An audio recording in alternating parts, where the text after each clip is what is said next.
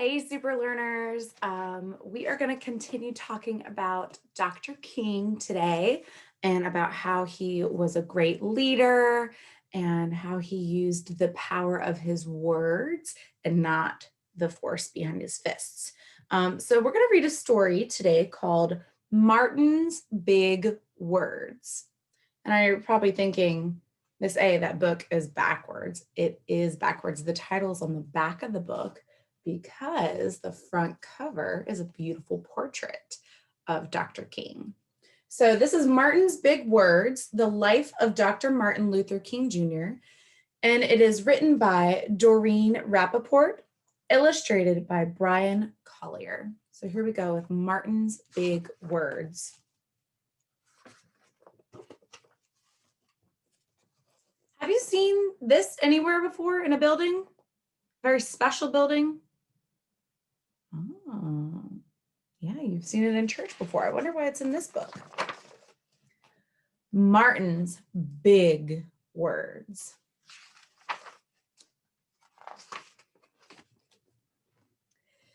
Everywhere in Martin's hometown, he saw the signs, white only. His mother said these signs were in all southern cities and towns in the United States. Every time Martin read the words, he felt bad until he remembered what his mother told him.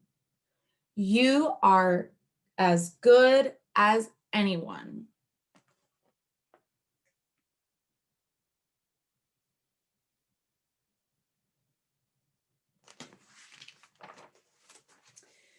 In church, Martin sang hymns.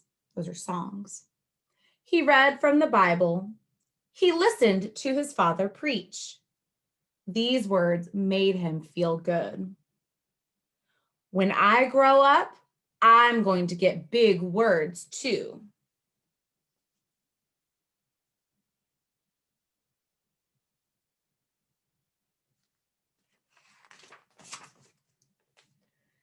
Martin grew up. He became a minister like his father. That means he worked in the church.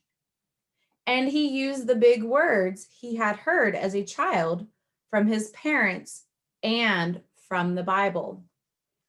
Everyone can be great.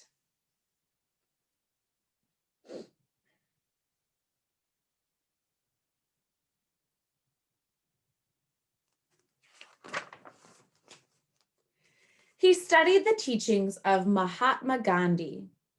He learned how the Indian nation won freedom without ever firing a gun. So Mahatma Gandhi, or most people just call him Gandhi, he fought for things not by using his fists, but by using his words and using his love. Very famous, powerful, strong leader, kind of like Martin. Martin said love when others said hate. Hate cannot drive out hate. Only love can do that. And what that means is that where there is hatred, where there's just really, really bad feelings, more bad feelings aren't going to make that go away. You got to spread your love. You got to show others love and kindness. That's what's going to make the bad feelings. That's what's going to make the hate go away.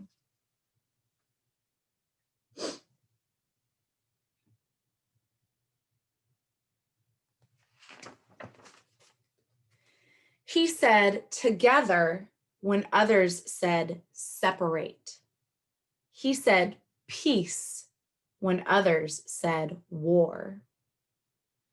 Sooner or later, all the people of the world will have to discover a way to live together.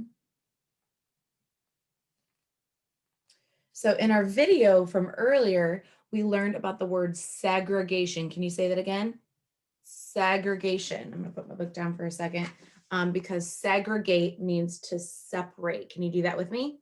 Segregate means separate. So they had dark-skinned friends on one side and light-skinned friends on the other. They didn't want them to be together. That's what segregate or separate means.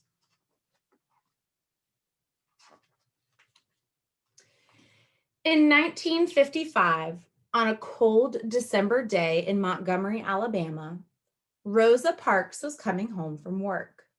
We heard about her in our other story. Do you remember what she does? That's what the part is right here.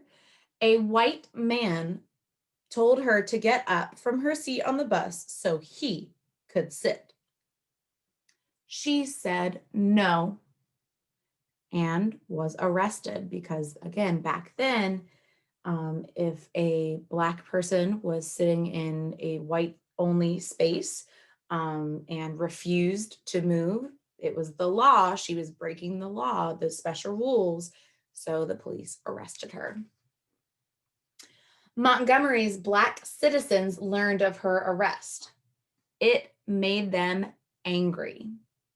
They decided not to ride the buses until they could sit anywhere they wanted. So Black citizens are people that live in a community. So you are a citizen of your community. Oops, sorry, I didn't show the picture very well. Excuse me.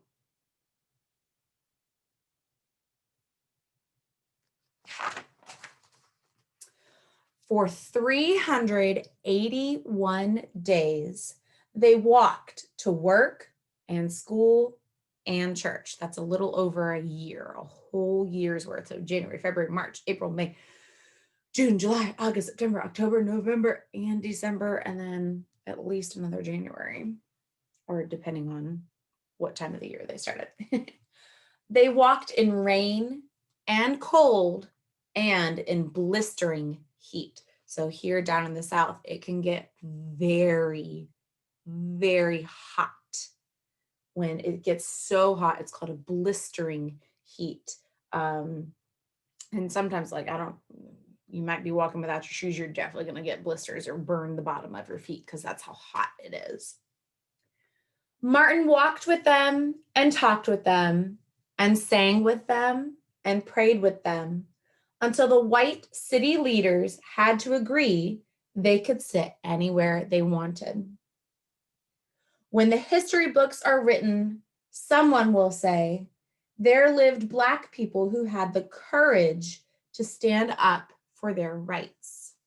When you have courage, you're being brave, you are courageous, you're standing up for what you believe is right.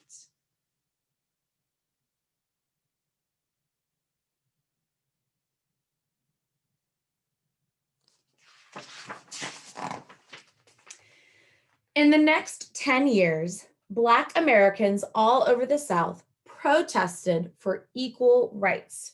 We talked a little bit about that with our other story. When you protest, you are standing up for what you believe in by using your words or by walking. And for equal rights, that means that everybody gets the same thing. Martin walked with them and talked with them and sang with them and prayed with them. White ministers told them to stop. So Martin's job, he is a minister or a preacher. White ministers were telling them to stop. Do you think that's what Jesus would want? That's what God would want us to do?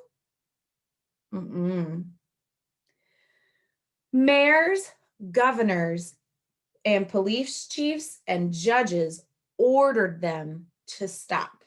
So mayors and governors, those are like big, important boss people. They're kind of in charge of everybody in the area. But they kept on marching. Wait. For years, I have heard the word wait. We have waited more than 340 years for our rights. So when you have a right to something, it means that you can have a turn. It's your turn. It's your fair turn. Like you have the right to be safe. You have a right to have a roof over your head, to have food to eat, to have clothes on your body. Those are your basic rights, human rights, that just make you feel safe.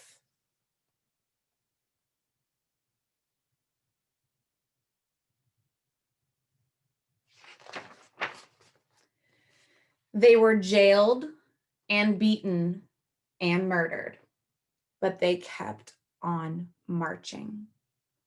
So because they were breaking the rules technically, they were arrested, some of them, and they were put in jail. Some people got beat up really badly. They were very hurt. And as we know with Dr. King, some people killed other people for this just because they had so much hate in them. Just, it's so sad. Some Black Americans wanted to fight back with their fists. Martin convinced them not to by reminding them of the power of love. Love is the key to the problems of the world.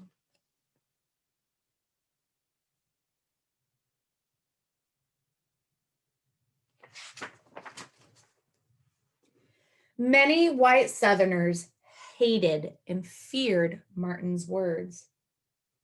A few threatened to kill him and his family. His house was bombed. His brother's house was bombed. But he refused to stop. That means he was not giving up. Remember, if I am stopped, this movement will not be stopped because God is with this movement. So what he's saying there is even if he's not around to lead everybody, people are still going to keep fighting for what they believe in a peaceful way. The marches continued. More and more Americans listened to Martin's words. He shared his dreams and filled them with hope. I have a dream that one day in Alabama, little Black boys and Black girls will join hands with little white boys and white girls as sisters and brothers. That's from his really famous speech when they did the March on Washington. That's his I Have a Dream speech. It's well known everywhere in the world. It's really cool. After 10 years of protests, the lawmakers, so the people that make those special rules in Washington, voted to end segregation. The white-only signs in the South came down. So remember that word segregate means to separate. So if they're ending segregation, if they're not doing this anymore, what are they going to be able to do now? Bring them all together. It's pretty cool, huh?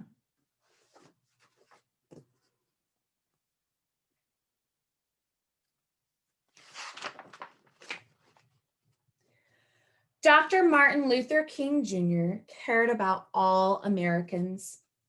He cared about people all over the world, and people all over the world admired him.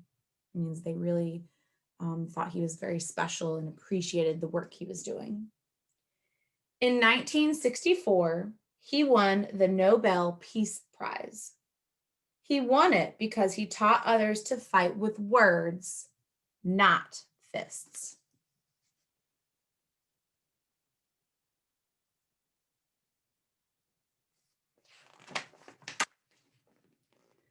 Martin went wherever people needed help. In April 1968, he went to Memphis, Tennessee. He went to help garbage collectors who were on strike. When you go on strike, you are not working until you have things that rules or things that you want to change.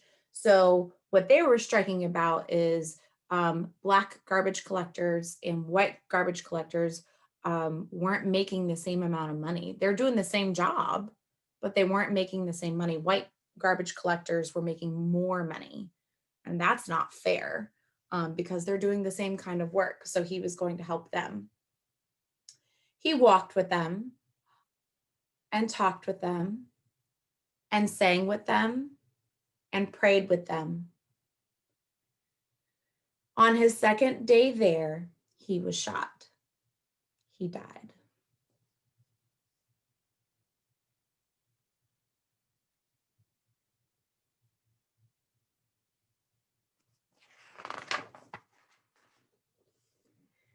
His big words are alive for us today. So his big words: freedom, peace,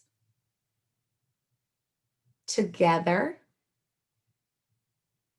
I have a dream, which was from his favorite or a famous speech, excuse me, and of course, love.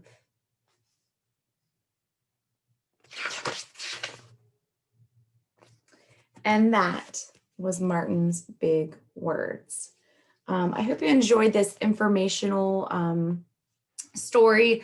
I learned a lot of facts about Dr. King, and the fact that he can use big words like freedom, peace, together, I have a dream, and love to change the world, to change things in our lives.